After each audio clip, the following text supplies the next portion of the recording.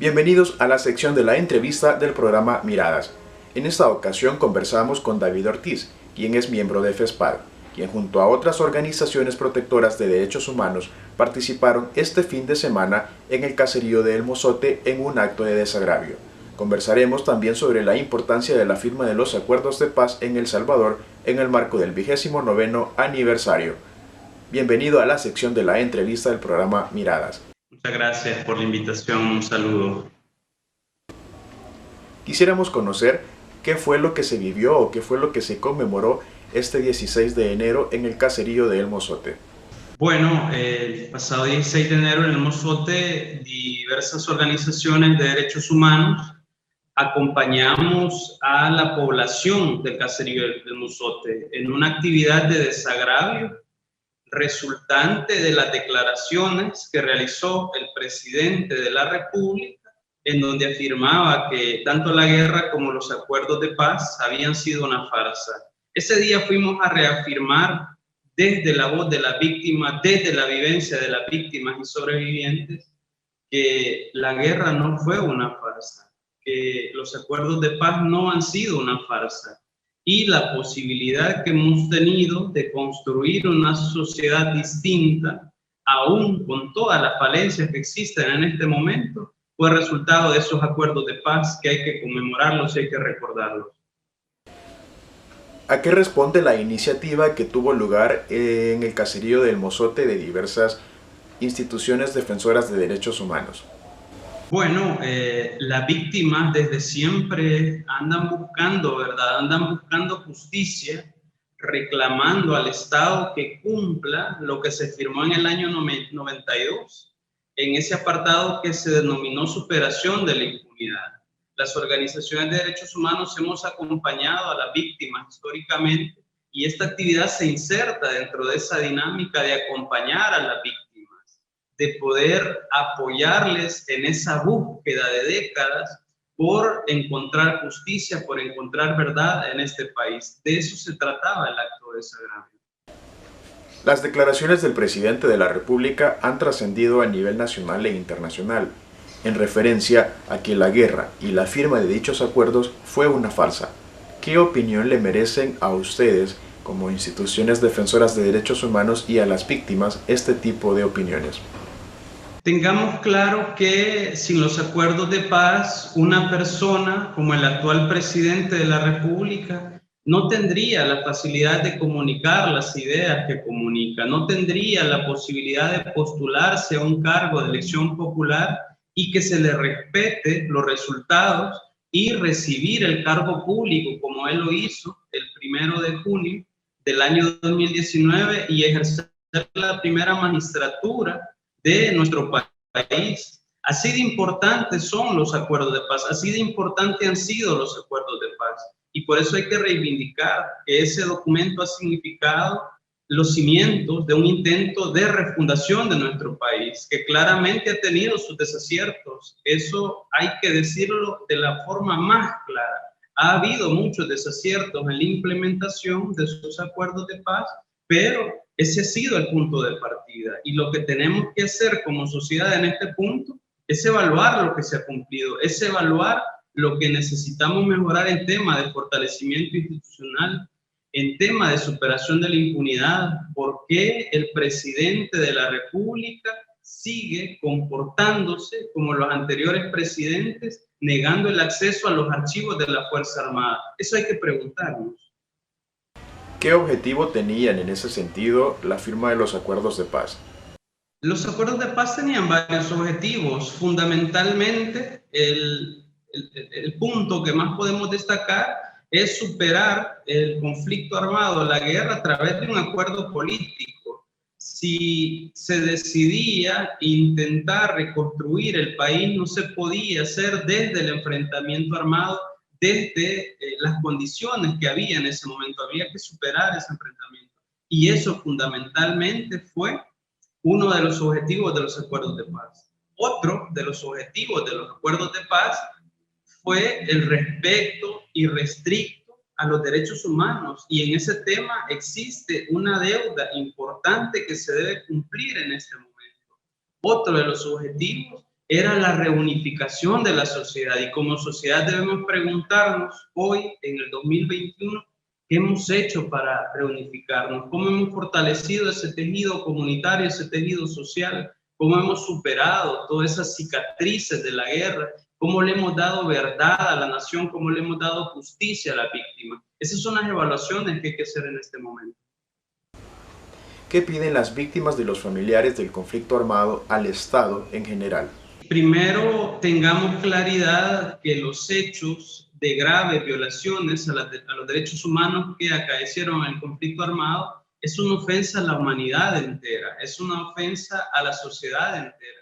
Y en ese sentido, todos y todas las salvadoreñas tenemos el derecho a exigirle al Estado que cumpla la resolución de la Sala de lo Constitucional que declaró inconstitucional la ley de amnistía, que se abran los archivos militares, que se procese a los responsables de graves violaciones a derechos humanos, indistintamente del bando a que pertenezcan, que se cree una política nacional de reparación a las víctimas. Es una ingratitud de parte del Estado que aún décadas después haya madres buscando a sus hijos desaparecidos en el conflicto, haya personas que no sepan dónde están los restos de sus familiares porque al Estado no le ha importado desarrollar y fortalecer comisiones nacionales de búsqueda, aún habiendo resoluciones de cortes internacionales que así lo han establecido.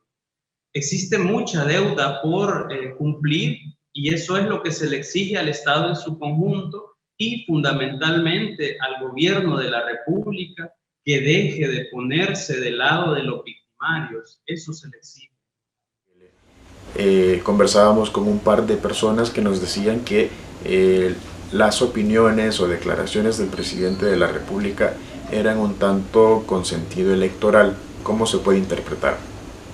Tengamos claro que este es una obligación del Estado en su conjunto. Aquí le cabe responsabilidad al órgano judicial, le cabe responsabilidad a la Fiscalía General de la República, le cabe responsabilidad a Medicina Legal, le cabe responsabilidad a la Policía Nacional Civil, por mencionar algunas instituciones.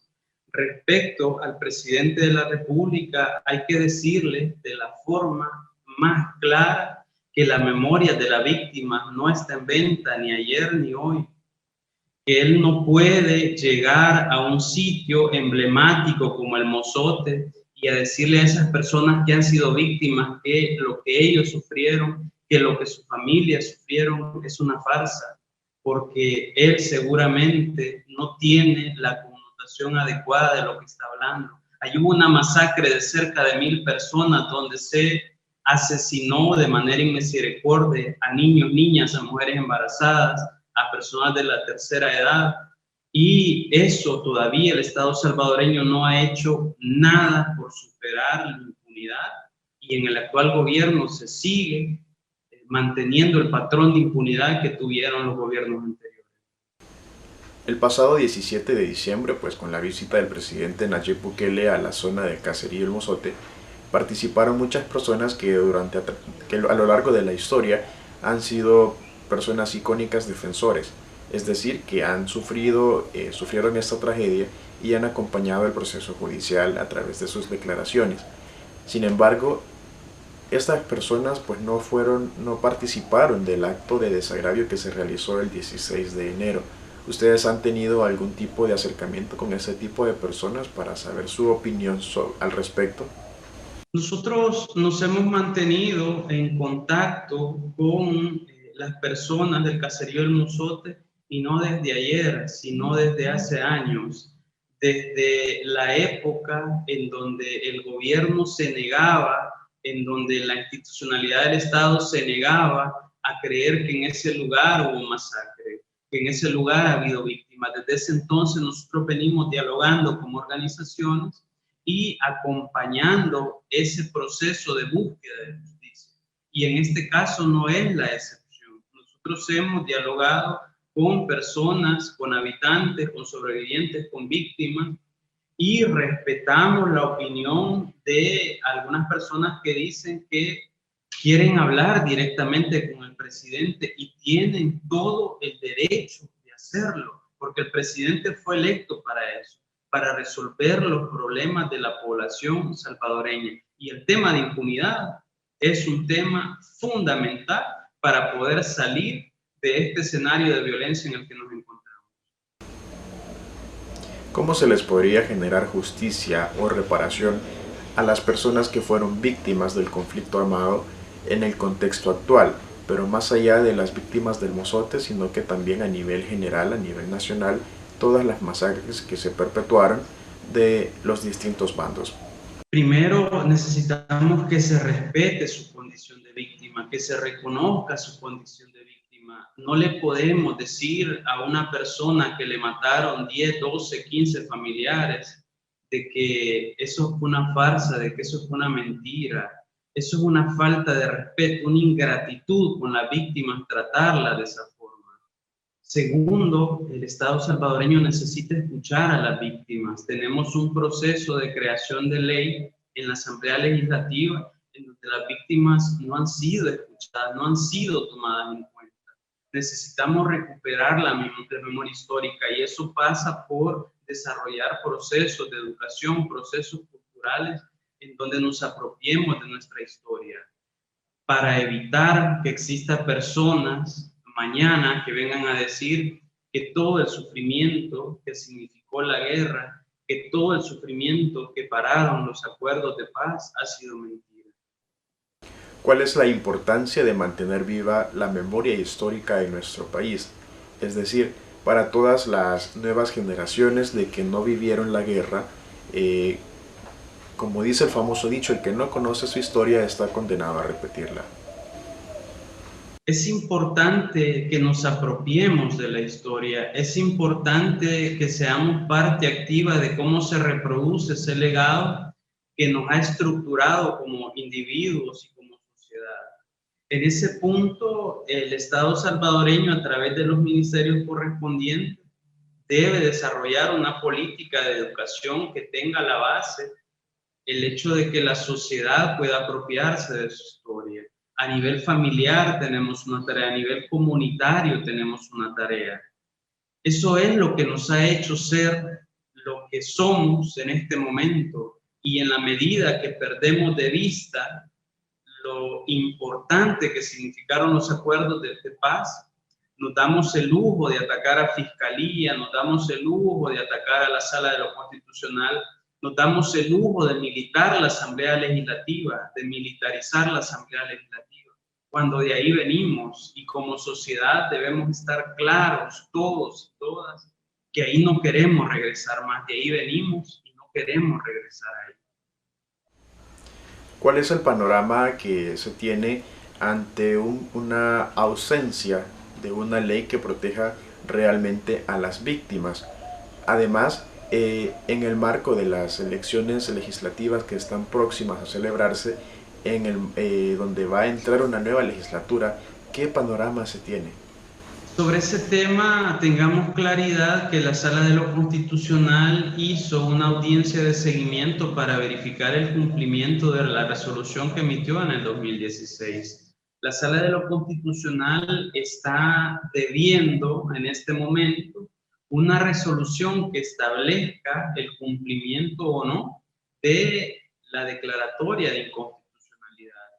Luego tenemos en la Asamblea Legislativa la propuesta de ley que fue vetada por el presidente de la República, que esa ley puede ser efectivamente estudiada, modificada en los puntos que han sido observados o generar la superación del veto presidencial. En ese sentido, existen procesos institucionales en este momento para poder continuar con esa lucha contra la impunidad. Existen procesos abiertos a nivel del órgano judicial y la impunidad se va a caer, la impunidad en este país va a terminar aún y con el pesar de las personas y los sectores que siguen defendiendo a los victimarios. La impunidad se va a caer. Gracias, David, por su participación en la sección de la entrevista. Sin duda, pues todos creemos que la firma de los acuerdos de paz ha sido una fecha muy importante que ha marcado la historia del país. Muchas gracias por el espacio, muy amable. Siga en sintonía de su programa Miradas.